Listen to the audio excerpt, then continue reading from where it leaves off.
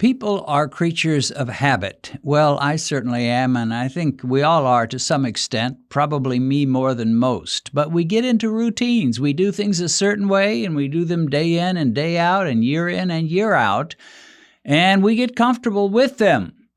Well, that's not just true in terms of our psychological ways and needs, but it's also true in terms of our physical health and our bodies. We get into routines of eating a certain way, exercising a certain way, or not exercising at all. But we get into a habit, a routine, a pattern, and we just do it, oftentimes for years and years.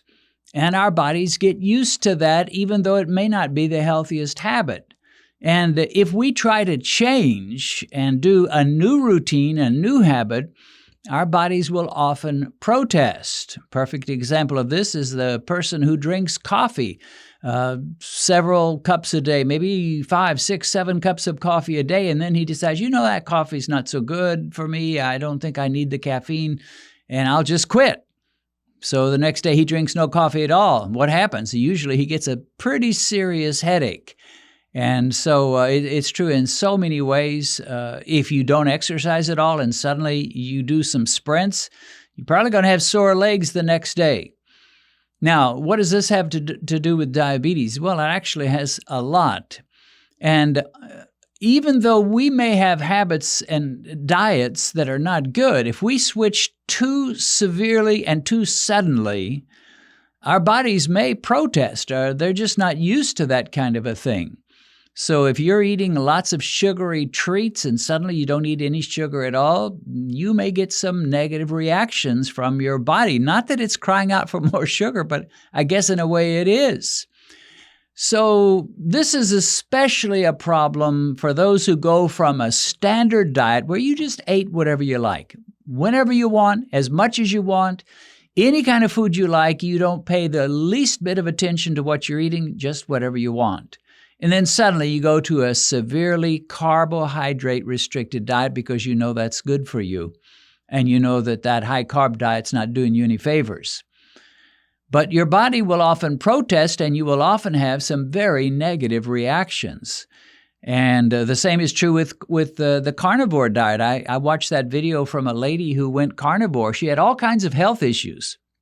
And she actually had 2 videos at the time I watched. I think she's got more videos about it now. But she had 2 videos about going to the carnivore diet. The first one I watched told of all the benefits. So you're watching and she's saying, well, I've improved in so many ways, and I no longer have inflammation, and I no longer have aches and pains, and I'm better in this way, I'm better in that. You watch that video and you think, man, no wonder she stayed with carnivore, as much improvement as she saw. But if you watch the second video, she tells about the first 28 days, first 4 weeks of that carnivore diet, and she was worse than ever. She was miserable with all kinds of problems. And you don't get that from the video I watched first, but the second video, after I saw it, I thought, how in the world did she ever stay with the carnivore diet when it caused that much problems, as she withdrew from all the plant foods and all the sugar and all the junk she was eating and went just straight carnivore. And obviously it turned out good for her, and she had many health benefits after the first several weeks. But how did she stay with it? Well, she apparently had enough faith that it would work, that she was willing to endure all those withdrawal symptoms that she had. Now, as we think about going from a high-carb diet to a low-carb, and especially this is so true for those who are taking diabetic meds or even injecting insulin, there can be some serious problems with what goes on when you stop the carbs, or most of the carbs. Let me just read this comment. When this guy shared this comment under one of my videos, I thought, yeah, I need to share that. In fact, I contacted him. I said, can you tell us your situation and can I interview you? He said, well, he had some things going on, maybe later on. So hopefully we'll get him on the Beat Diabetes program and he can share his own story. But let me just tell you what he wrote under one of the comments. This was the video that I made where I taught people how to test their glucose with a glucose meter. And then I did 2 glucose tests on myself. One had to do with a very high starchy meal, which was macaroni and cheese and a baked potato, and the other had to do with a steak and a salad and some ranch dressing that had hardly any carbs to it. And so I showed the difference between those two. The one with the high-carb meal jumped over 200 at 2 hours, and the other one didn't give me any problems at all. In fact, it went down at 1 hour. So here's what he said under that video. He says, "Great video, Dennis, for the newbies. Been watching for a few years now. My only suggestion," and I like it, obviously, because I'm reading his comment. "My only suggestion is you might want to mention to folks just starting out to slowly back off carbs if they are injecting insulin."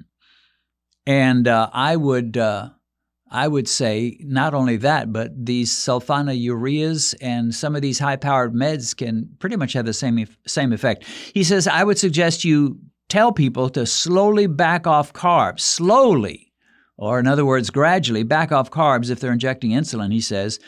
Maybe do a vlog on why eating low carb while on insulin can be dangerous. And he's right. I agree completely. He says, "I woke up twice on the floor when I started out." Now, he was injecting insulin, and his blood sugar got so low, he says, he passed out and woke up on the floor. He just lost it and became unconscious, and when he woke up, he was on the floor. Why is that? High blood sugar normally would not do that. You could have 200 milligrams per deciliter, 400, 500. Chances are you won't pass out. You could if it goes too high, but usually when you pass out from blood sugar problems, it's because your blood sugar is too low. His blood sugar was too low. Twice he comes to from being unconscious, lying on the floor.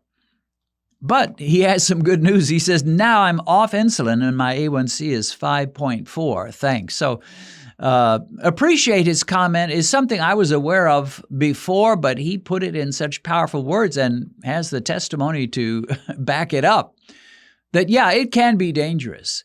And that's why when I talk about going to a really low-carb diet, or when I talk about doing carb fasting is where you just don't eat any carbs. Like I sometimes encourage people to have a carnivore day.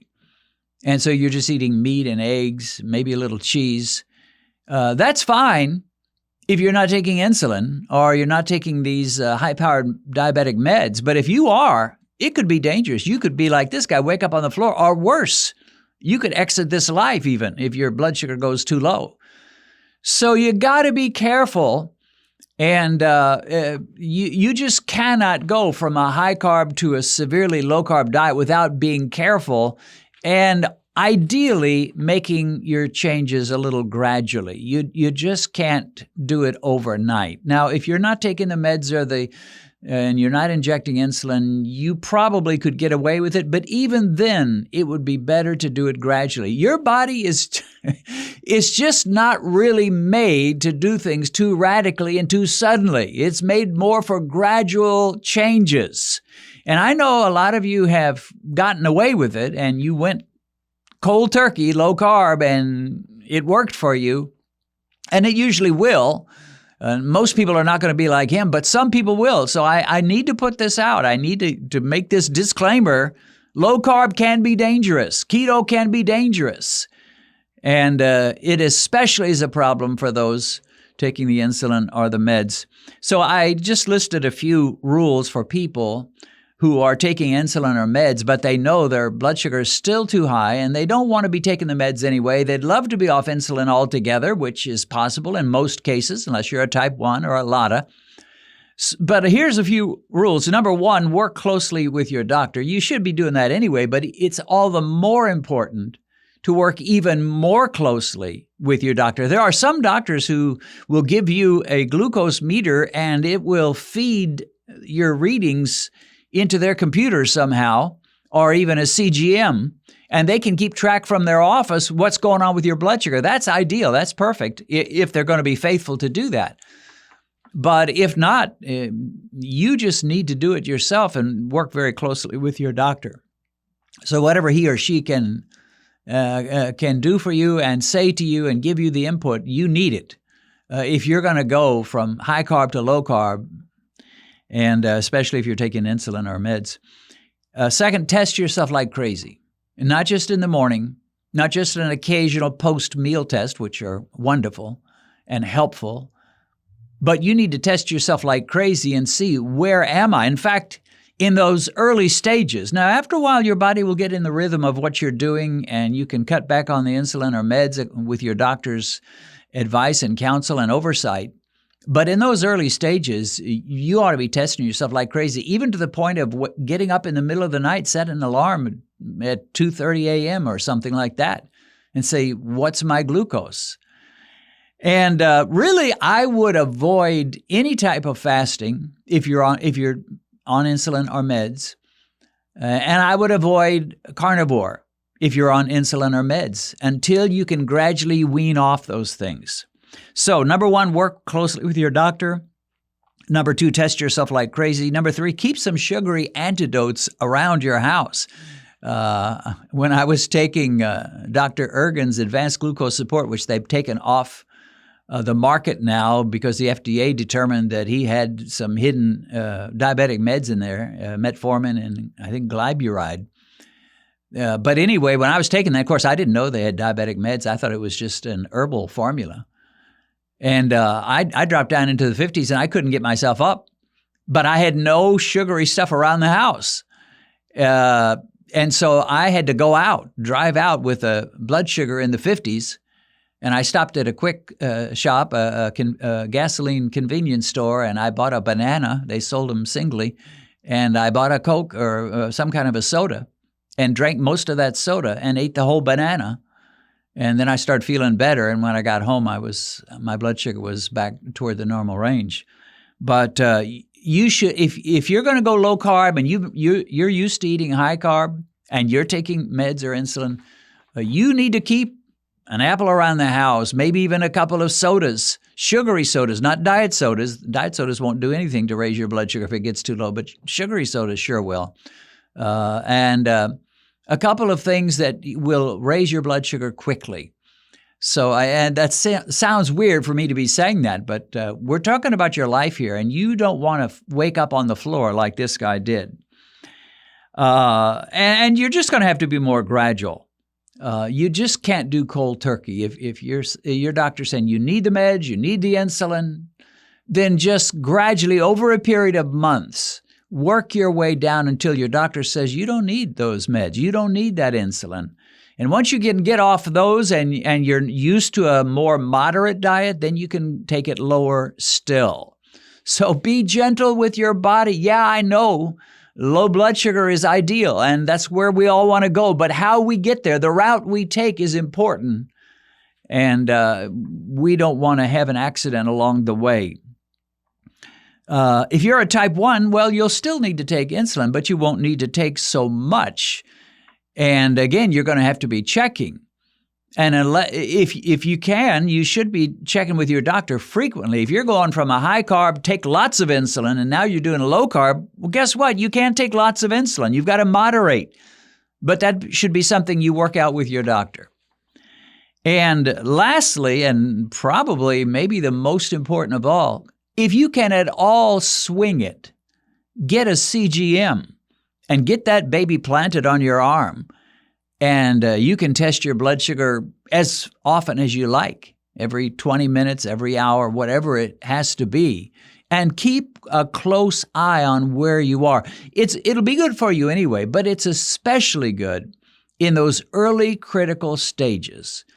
After you've been at this a while, your body's going to get used to things. You're going to be able to cut your meds. Your doctor's going to encourage you, cut those meds or stop taking that insulin, and things will be different. You don't have to be so nervous. And I'm not nervous. I don't worry about hypos. I used to get natural hypos, not the kind that you get from taking too much insulin. I never took insulin, nor did I ever take any diabetic meds, except when I took that advanced glucose formula that had some hidden in them, apparently, according to the FDA. But I had natural hypos. My pancreas was overreacting, and it was just pumping out way too much insulin for way too long, even after it didn't need to. It was just a dysfunctional pancreas at that point. And after I went low carb, for a while, I would eat every couple of hours just to keep my blood sugar from dropping down. But after a while, I went low carb, And I didn't worry about it. I don't worry about hypos today. I can fast for 36 hours. Usually that's the longest I do. Although if you include the carb fast I may have from other times, it might be a little bit longer. But I can fast for 36 hours. I never sweat it. Sometimes I'll wake up in the morning after a 36-hour fast and I'll be in the 70s. I don't worry. I feel perfectly fine. I'm not even close to passing out. But my body is in the rhythm of low carb. It's used to it. It's happy with it. And lately, my fasting glucose when I wake up in the morning is like in the low 80s, which is better than it's ever been in my life. So your body will get used to things. But in those early days, my friend, in those early days, be careful, please. Take care of yourself. And if you have to be gradual, be gradual. And you really should. And you'll get there. You may need to take a few months longer than you might if you just went absolutely cold turkey, but it's worth it to avoid some of these negative complications. And again, you do not want to wake up having passed out and here you are on the floor, or wake up in heaven. I mean, we all want to go to heaven, right? But we don't want to get there as a result of some severely low blood sugar and all the problems associated with that. Okay, well, that's it for now. There's your warning. God bless you. See you again soon. If you've recently been diagnosed with diabetes and you've just discovered this channel, let me recommend that you go to our Uploads page, which will give you access to every diabetic video we've posted since we began. As you work your way through all our videos, I believe you'll find the help you need. A link to our Uploads page is in the description.